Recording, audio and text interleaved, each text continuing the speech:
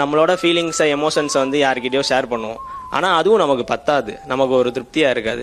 அந்த நேரத்தில் ஒரு கவிதை எழுதிட்டு நம்ம அதை படித்து பார்த்தோம் அப்படின்னா நமக்கு ஏதோ ஒரு திருப்தி கிடைக்குது, ஒரு சந்தோஷம் கிடைக்குது.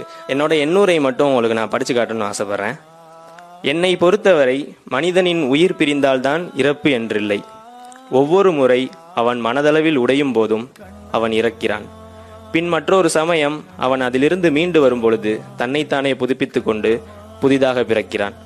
ஒரு வகையில் இந்த புத்தகம் இதை பற்றி தான் அதிகம் பேசும். எல்லாவற்றிலிருந்தும் அவன் சலிப்படைந்து விட்டான். திரும்பும் பக்கமெல்லாம் போலியின் முகங்கள், திரும்பும் பக்கமெல்லாம் போலியின் முகங்கள். எல்லோருமே அந்தந்த நேரத்து மனிதர்கள்.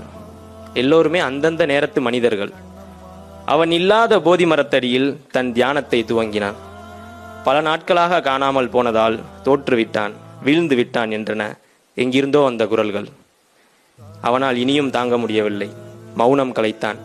தன்னை சுற்றியிருந்த சிலந்தி வலைகளை கிழித்து கொண்டு மெல்ல செத்து மீண்டு வர தயாரானான். இந்த ஒரே ஒரு கவிதை போதும் எனது எண்ணுரைக்கு. 2024 ஏப்ரலில் தொடங்கி 2025 Download ShareChat.